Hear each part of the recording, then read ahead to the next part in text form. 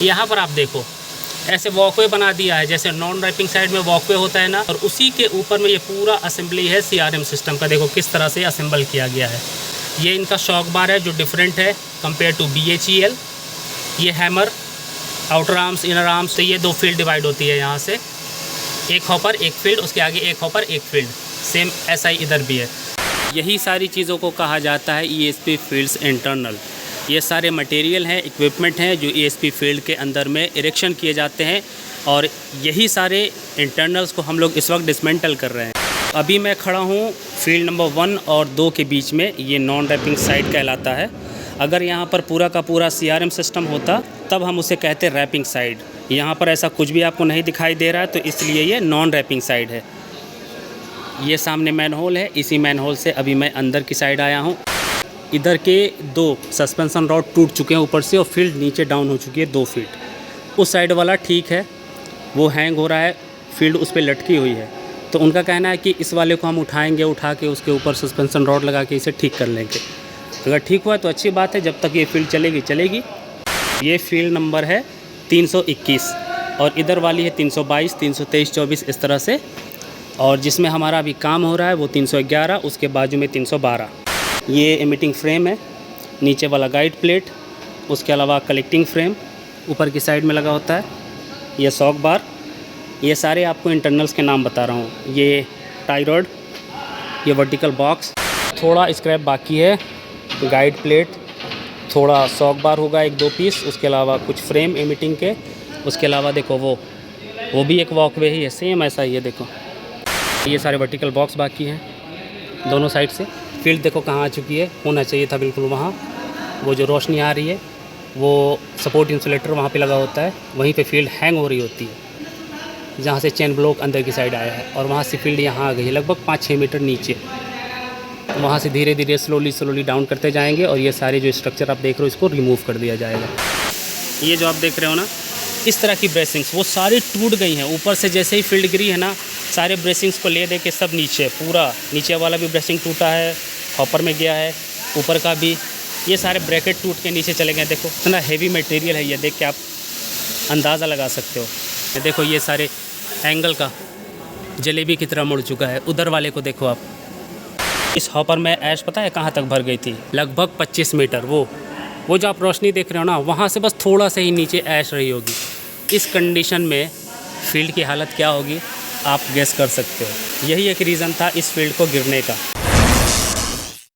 Hello friends, welcome back to the channel and welcome to Kali Sindh thermal power plant. जैसा कि आप सब जानते हो, यहाँ पर dismantling work of ESP field internals का काम अंडर प्रोग्रेस में है, जो कि आप मेरी पिछली वीडियो में देख चुके हो।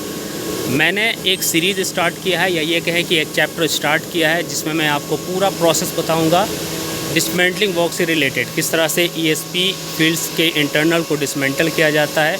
ऑलरेडी इससे रिलेटेड आप वीडियो मेरे चैनल पर देख चुके हो। सूरतगढ़ थर्मल पावर प्लांट में सेम काम को हम लोगों ने कंप्लीट किया था, और यही काम दोबारा से काली सिंध थर्मल पावर प्लांट में किया जा रहा है। फ़र्क सिर्फ इतना है कि ये thermal power plant Chinese model है, और सूरतगढ़ वाला BHEL मॉडल बॉयलर था। तो यहाँ पे थोड़ी बहुत चीज़ें डिफरेंट आपको देखने को मिलेंगी, जो मैं आपको ऑलरेडी इससे पहले वाली वीडियो में बता भी चुका हूँ, और आगे जो भी डिफरेंस नज़र आएगा वो सब मैं आपसे शेयर करूँगा। सो आप चैनल से जुड़े रहना और इस वीडियो को एंड तक देखना। इस वीडियो में मैं आपको आगे की जो भी जानकारी है वो शेयर करने वाला हूँ। इससे पहले वाली वीडियो में, इस वीडियो के पिछले पार्ट में आपने देखा है किस तरह से ESP फील्ड के इंटरनल को डिसमेंटल किया जाता है। ऑलमोस्ट 311 नंबर फील्ड डिसमेंटल हो चुकी है। थोड़ा बहुत स्क्रैप बाकी है, लाइक शॉक बार, उसके अलावा कुछ एमिटिंग फ्रेम है, उसके अलावा गाइड प्लेट है और ब्रैकेट है, और बाकी वर्टिकल बॉक्स है दोनों साइड के। और हाँ, एमिटिंग फ्रेम का जो टॉप का बीम होता है वो बाकी है। तो वो सारी चीज़ें आज ऐसा लगता है कि निकल जाएंगी, मतलब कि आज फील्ड नंबर 311 कंप्लीट हो जाएगा। एक दूसरी टीम हमने लगाई है फील्ड नंबर 411 में। ये देखो अभी मैं 12 मीटर के एलिवेशन पर हूँ। ये है पास सी का फील्ड नंबर 311 जिसमें काम हो रहा है, और ये है पास डी, इसका है फील्ड नंबर 411 जिसमें इस वक्त काम अंडर प्रोग्रेस में है और आज से ही काम स्टार्ट हुआ है। तो सेम इसी तरह से इस वाले में भी काम किया जाएगा, जैसे काम 311 नंबर फील्ड में हुआ है। उसके बाद 411 की बारी है जिसमें काम शुरू हो चुका है, और 411 के बाद हम काम करेंगे 221 में, सबसे लास्ट में। 3 फील्ड का काम करना है। एक फील्ड जो बाकी है 312 उसे अभी मना किया गया है, वो भी हमारे कॉन्ट्रैक्ट में है, हमें उसे भी डिसमेंटल करना है। पर मैनेजमेंट का कहना है, बोर्ड के लोगों का कहना है कि वो फील्ड अभी हम चलाएंगे उसे रिपेयर करके, मेंटेन करके। अगर इन केस बाद में वो डैमेज होती है तब वो फील्ड को डिसमेंटल किया जाएगा, ज़रूरत पड़ी तो। अगर वो ठीक ठाक चलेगी तो फिर उसे डिसमेंटल नहीं करना है। हमारा फिर ये जो प्रोजेक्ट है 3 फील्ड के साथ ही कंप्लीट हो जाएगा, ऐसा बोलना है यहाँ के थर्मल पावर प्लांट के मैनेजमेंट वालों का, जो इस पावर प्लांट को देखते हैं। तो चलो इस वीडियो की शुरुआत करते हैं और आपको सीधे फील्ड के अंदर लेकर चलते हैं। 311 नंबर फील्ड फर्स्ट वाली, उसका देखते हैं कितना काम बचा हुआ है और आगे की जो भी इन्फॉर्मेशन है वो मैं आपसे शेयर करता हूँ। अभी ये सब आप देख चुके हो किस तरह से CRM मोटर एक साइड में लगी हुई है, इधर में बिल्कुल भी नहीं है, बिल्कुल खाली खाली सा आपको सब कुछ दिखाई देगा। 12 मीटर का एलिवेशन, 3 मीटर का एलिवेशन या फिर ESP का टॉप एलिवेशन। ESP की टॉप एलिवेशन की भी इन्फॉर्मेशन मैंने आप लोगों से शेयर की है, आप उस वीडियो को जाके देखो। यहाँ की ESP के टॉप एलिवेशन पर क्या क्या चीज़ें लगी हुई हैं, क्या क्या डिफरेंसेस हैं BHEL मॉडल और ये चाइनीज़ मॉडल ESP में। सो गाइज़, आपको ESP फील्ड के अंदर ले जाने से पहले मैं आपको एक अच्छी ठीक ठाक फील्ड दिखाता हूँ जो सही कंडीशन में है। थोड़ा बहुत डिफरेंसेस आप वहाँ से भी देख सकते हो। तो ये देखो, ये सारे मैनहोल हैं जिससे लोग अंदर जाते हैं वॉशिंग करने के लिए, ESP को चेक करने के लिए, उसे ठीक करने के लिए, रिपेयर का काम करने के लिए, जो भी कह लो। तो इस मैनहोल से मैं कुछ चीज़ें आपको दिखाता हूँ। इसका रैपिंग साइड इधर ही है। ये फील्ड नंबर कौन सा है? ये हो गया 7, 8, 9। ये फील्ड नंबर 6 है और ये फील्ड नंबर 7 है। तो 6 और 7 के बीच का ये 6 का रैपिंग है। देखो, मैं फ्लैश को ऑन करता हूँ, अब आप देखो और थोड़ा नोटिस करो। BHEL मॉडल में आपने देखा होगा एक ब्रैकेट लगा होता था रैपिंग साइड में और उसी में पूरी असेंबली होता था CRM सिस्टम का। यहाँ पर आप देखो ऐसे वॉकवे बना दिया है, जैसे नॉन रैपिंग साइड में वॉकवे होता है ना, इसमें आपने नोटिस किया होगा। सेम ऐसा ही इन लोगों ने रैपिंग साइड में वॉकवे टाइप का कुछ दिया है और उसी के ऊपर में ये पूरा असेंबली है CRM सिस्टम का। देखो किस तरह से असेंबल किया गया है। ये इनका शॉक बार है जो डिफरेंट है कंपेयर टू BHEL। ये hammer, outer arms, inner arms compare to BHEL। BHEL का डाया थोड़ा कम होता है, इस वाले शाफ्ट का डाया ज़्यादा है। अभी आपको ऐसे कैमरे में भी जस्टिफाई ना हो रहा हो, पर मैं ऐसे देख के आपको बता सकता हूँ। इनकी ब्रेसिंग्स देखो, ये इनका गाइड प्लेट का एरिया देखो, साइड का रिच किस तरह से हॉपर की, यहाँ से आप नहीं देख सकते हो, अंदर की साइड से आपको दिखाऊंगा। तो ये 2 फील्ड डिवाइड होती है, यहाँ से एक हॉपर एक फील्ड, उसके आगे एक हॉपर एक फील्ड, सेम ऐसा ही इधर भी है। तो ये इनका CRM सिस्टम है, रैपिंग जो जिसे बोल सकते हैं। तो कुछ इस तरह से ये असेंबल होता है इनका CRM सिस्टम। किस तरह से असेंबल किया है आप देख लो, और BHEL में बिल्कुल डिफरेंट होता है। अब आपको लेकर चलते हैं फील्ड के अंदर। A few moments later. Guys, finally मैं आ चुका हूँ ESP फील्ड्स के अंदर और इस वक्त जो आप वीडियो में देख रहे हो ना, यही सारी चीज़ों को कहा जाता है ESP फील्ड्स इंटरनल। ये सारे मटेरियल हैं, इक्विपमेंट हैं जो ESP फील्ड के अंदर में इरेक्शन किए जाते हैं और यही सारे इंटरनल्स को हम लोग इस वक्त डिसमेंटल कर रहे हैं, जो डैमेज हो चुकी है, जो फील्ड ख़राब हो चुकी है। तो अभी मैं खड़ा हूँ फील्ड नंबर 1 और 2 के बीच में। ये नॉन रैपिंग साइड कहलाता है। अगर यहाँ पर पूरा का पूरा CRM सिस्टम होता तब हम उसे कहते रैपिंग साइड। यहाँ पर ऐसा कुछ भी आपको नहीं दिखाई दे रहा है, तो इसलिए ये नॉन रैपिंग साइड है। ये सामने मैनहोल है, इसी मैनहोल से अभी मैं अंदर की साइड आया हूँ। वो D पास है जिधर से बंदा निकल रहा है और ये C पास है। अभी मैं एक अच्छी फील्ड की तरफ से आया हूँ। इससे पहले वाली वीडियो में मैं उस साइड से आया था जिधर में डिसमेंटलिंग वर्क हो रहा है, और अभी मैं आपको उल्टे साइड से, इस साइड से लेकर चल रहा हूँ। ये फील्ड नंबर है 321 और इधर वाली है 322, 323, 24 इस तरह से। और जिसमें हमारा अभी काम हो रहा है वो 311, उसके बाजू में 312। 312 में हुआ क्या है ना, इधर के 2 सस्पेंशन रॉड टूट चुके हैं ऊपर से और फील्ड नीचे डाउन हो चुकी है 2 फीट। उस साइड वाला ठीक है, वो हैंग हो रहा है, फील्ड उस पर लटकी हुई है। तो उनका कहना है कि इस वाले को हम उठाएंगे, उठा के उसके ऊपर सस्पेंशन रॉड लगा के इसे ठीक कर लेंगे। अगर ठीक हुआ तो अच्छी बात है, जब तक ये फील्ड चलेगी मुझे उससे कोई प्रॉब्लम नहीं है। मेरा काम है सिर्फ डिसमेंटल का। हमें डैमेज फील्ड को, ख़राब फील्ड को रिमूव करना है। जो भी ESP फील्ड के इंटरनल्स हैं, ये सारे इक्विपमेंट इंटरनल्स में सारी चीज़ें आ जाती हैं। अगर मैं आपको बताऊं तो ये कलेक्टिंग इलेक्ट्रोड, ये स्प्रिंग होता है तो एमिटिंग इलेक्ट्रोड बोलते हैं BHEL मॉडल में। इसका नाम अभी एग्जैक्ट मुझे पता नहीं है, थोड़ा डिफ़िकल्ट है, पता कर लूँगा तो आपको बता दूँगा। इसको रिमूव करना होता है।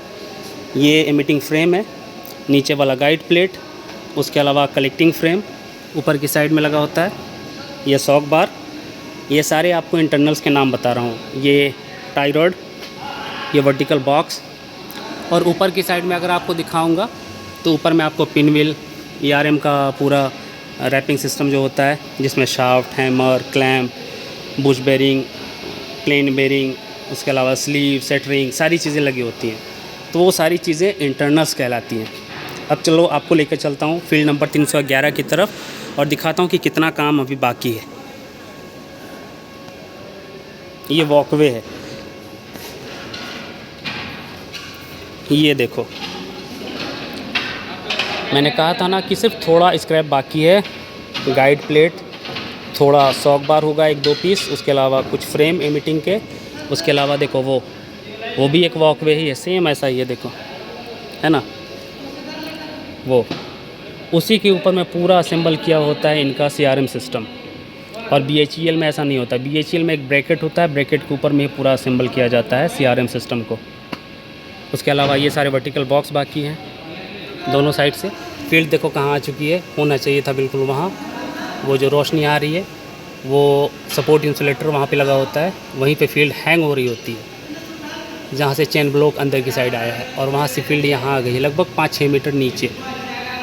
वहाँ से धीरे धीरे स्लोली डाउन करते जाएंगे और ये सारे जो स्ट्रक्चर आप देख रहे हो इसको रिमूव कर दिया जाएगा। ये देखो आप जो सामने एक देख रहे हो वहाँ पे पिन व्हील है, ये देखो वो टॉप वाला पिन व्हील है ERM सिस्टम का, वो ऊपर होना चाहिए था, वो यहाँ आ गया है। उससे ऊपर मिडिल एलिवेशन वाला जो होता है पिन व्हील, वो बिल्कुल वहाँ आ गया था, वो सब रिमूव हो चुका है। अब यही थोड़ा स्ट्रक्चर बाकी है, स्क्रैप बाकी है, जिसे रिमूव किया जाएगा और ये मे बी आज कंप्लीट हो जाएगा। तो कहने का मतलब ये है कि एक फील्ड आज फाइनली कंप्लीट हो जाएगी, फील्ड नंबर 311 C पास की। उसके बाद अभी बंदे उधर लगे हुए हैं फील्ड नंबर 411 में D पास में। सेम यही सारे बंदे जो हैं उस तरफ में शिफ्ट हो जाएंगे। ऑलरेडी एक टीम इसमें लगी हुई है, तो डे नाइट में काम होगा। अगर डे नाइट में काम नहीं हुआ, टीम को रोटेट नहीं कर सके, तो फील्ड 411 में भी काम होगा और पैरेलली 221 में भी हम काम कराएंगे। तो ये अभी प्लान करेंगे इसको कंप्लीट होने के बाद। गाइज़ आप देख के अंदाज़ा लगा सकते हो ये फील्ड कितनी बुरी तरीके से डैमेज हुई होगी। वैसे तो मैंने आपको इससे पहले वाला फुटेज दिखाया है, इस वीडियो के पिछले पार्ट में आपने देखा होगा बहुत सारे जो स्क्रैप स्ट्रक्चर डैमेज हो के नीचे गिरा हुआ था, प्लेटें किस तरह से बिल्कुल धंसी हुई थी, मुड़ी हुई थी। अभी तो ये खाली हो चुका है। अब आप अंदाज़ा लगाओ कि इसमें ब्रेसिंग लगी होती है हॉपर में, वो देखो उस पॉइंट पे ये जो पाइप सारी देख रहे हो आप, एक वहाँ है, बाकी सारी पाइप निकल चुकी हैं, वो कुछ पाइप्स हैं, वो सारी ब्रेसिंग्स की पाइप हैं। और उसके अलावा इस तरह की ब्रेसिंग्स, ये जो आप देख रहे हो ना, इस तरह की ब्रेसिंग्स वो सारी टूट गई हैं। ऊपर से जैसे ही फील्ड गिरी है ना, सारे ब्रेसिंग्स को ले दे के सब नीचे, पूरा नीचे वाला भी ब्रेसिंग टूटा है, हॉपर में गया है, ऊपर का भी, ये सारे ब्रैकेट टूट के नीचे चले गए। देखो कैसे मुड़ गया है, जैसा लग रहा है एकदम बिल्कुल ऐसा धागे के जैसा। कितना हेवी मटेरियल है ये, देख के आप अंदाज़ा लगा सकते हो। देखो ये सारे एंगल का जलेबी की तरह मुड़ चुका है। उधर वाले को देखो आप देखो क्या कंडीशन हो गई है इस फील्ड की। और ये सब होता है ऐश एक्यूमुलेशन की वजह से। और मुझे जहाँ तक पता चला है, इस हॉपर में ऐश पता है कहाँ तक भर गई थी। मैंने तो पिछली वीडियो में बताया था कि ये जो आप हॉपर का एंड पॉइंट देख रहे हो, इससे 5 या 8 मीटर के आसपास, पर मुझे किसी ने बताया कि उससे भी कहीं ज़्यादा, लगभग 25 मीटर। वो जो आप रोशनी देख रहे हो ना, वहाँ से बस थोड़ा सा ही नीचे ऐश रही होगी। इस कंडीशन में फील्ड की हालत क्या होगी आप गेस कर सकते हो। यही एक रीज़न था इस फील्ड को गिरने का। ऐश पूरा ये हॉपर में तो ऐश भरनी ही नहीं चाहिए, अगर टेक्निकली बात की जाए तो। जितनी ऐश आ रही है उतनी ही बिल्कुल निकल जानी चाहिए, जल्दी से जल्दी। ऐश इसमें भरेगी, ऐश धीरे धीरे ऊपर जाएगी और फिर क्या होगा, फील्ड भी ऊपर चली जाएगी। और जैसे ही ऐश खाली होगी या उसमें बैक प्रेशर वगैरह देंगे तो झटका लगेगा, फील्ड ऊपर उठेगी, फिर सीधे नीचे चली आएगी। तो ये फंडा होता है फील्ड को गिरने का। ऐसे ही सारी फील्ड गिरती हैं। बाकी छोटे मोटे जो वेल्डिंग के इशू होते हैं कि वेल्डिंग स्ट्रॉन्ग नहीं है, बहुत ज़्यादा पुरानी फील्ड हो गई, चेक नहीं हो पाया सही से, तो भी इतने बुरी तरीके से फील्ड डैमेज नहीं होगी, थोड़ी बहुत चीज़ें डैमेज हो सकती हैं। पर जब फील्ड बुरी तरह से गिरती है ना, तो सिर्फ और सिर्फ ऐश एक्यूमुलेशन की वजह से ही ऐश भरता है हॉपर में, उसी रीज़न से फील्ड गिरती है किसी भी ESP की, चाहे वो BHEL मॉडल हो, चाइनीज़ मॉडल हो या फिर कोई दूसरा ही मॉडल हो। ऐश का सिस्टम सही होगा, ऐश लेवल इंडिकेटर सही से काम करेगा, इलेक्ट्रॉनिक यूनिट सही से काम करेंगी, सारी इन्फॉर्मेशन मिलती रहेगी कंट्रोल रूम को, ऐश बाहर जाता रहेगा, तो फिर फील्ड इस तरह से होगी आपकी। 10 साल हो जाए, 20 साल हो जाए या 30 साल हो जाए, देखो ये सब ठीक है।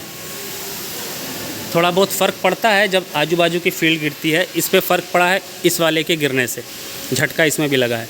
अब क्या हो जाएगा, ये खाली हो गई तो अब ये फील्ड नंबर 1 हो जाएगा, सारा लोड अब इसी पे होगा।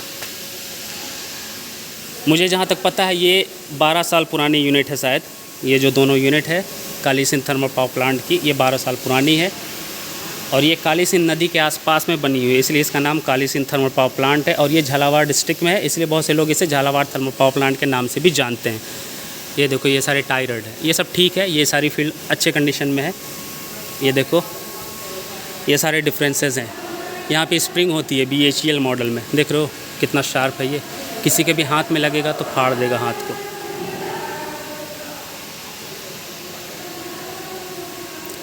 ये गाइड प्लेट है, ये लैडर है, लैडर भी इनकी थोड़ा डिफरेंट है।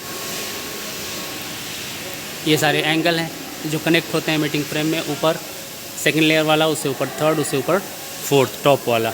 उस साइड में ये रैपिंग साइड है फर्स्ट फील्ड का, और ये वॉकवे है।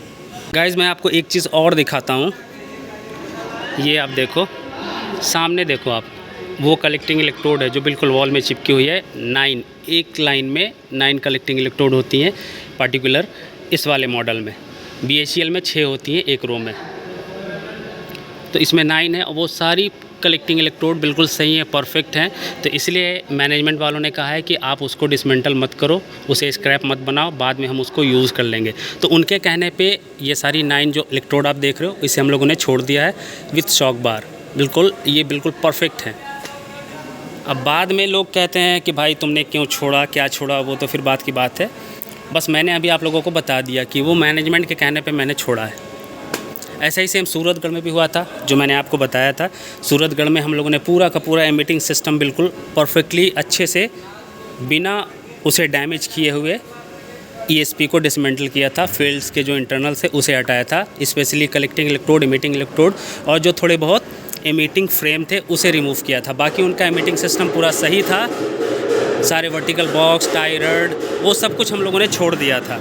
बहुत सारी, आई थिंक 2 फील्ड में, बाकी की 2 फील्ड पूरी ख़राब थी तो उसे हम लोगों ने डिसमेंटल कर दिया था उनके कहने पर। अब बाद में वो कहें कि आपने क्यों छोड़ा, 8 महीने बाद फ़ोन करके बोले कि भाई डैमेज हो गई, उसे हटाओ, रिमूव करो, तो 8 महीने की मैंने कोई गारंटी थोड़ी ना ली है। आज मैं इसको सही कंडीशन में छोड़ के जा रहा हूँ आपके कहने पे, अब ये गिर जाए 1 महीने बाद, 2 महीने बाद, तो इसमें मेरी क्या गलती है, वो फिर आपको देखना है। आप ऐश भर दोगे इसमें तो ये अभी भी गिर जाएगी, 1 दिन के अंदर में गिर जाएगी। तो देखना आपको है, मैनेजमेंट को देखना है पावर प्लांट के, बाद में उसमें मेरा कोई भी रोल नहीं है। आप उसी टाइम अगर बोलो तो हम पूरा 100% रिमूव कर देंगे, बस इससे ज़्यादा मैं कुछ नहीं कर सकता।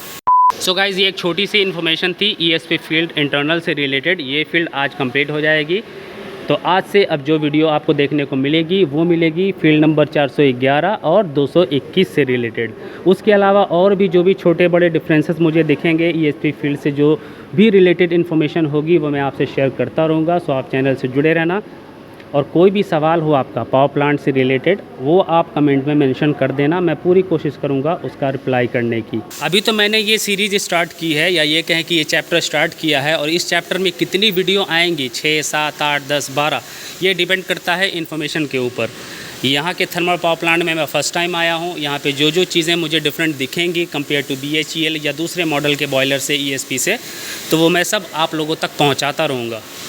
अभी बहुत सारी इन्फॉर्मेशन आनी बाकी है, जो भी मुझे दिखेगा ESP इंटरनल के अंदर, ESP के बाहर, ESP के टॉप एलिवेशन पर, बॉयलर की साइड जाऊंगा, टरबाइन की साइड जाऊंगा, IDFD फ़ैन की साइड में जाऊंगा, मिल की साइड में जाऊंगा, जिधर भी जाऊंगा जो भी दिखेगा वो सब मैं आपसे शेयर करता रहूँगा। सो इस वीडियो को यहीं पर एंड कर देते हैं, मिलते हैं इस वीडियो के नेक्स्ट पार्ट में, और आगे की जो भी इन्फॉर्मेशन है वो आपसे शेयर करेंगे।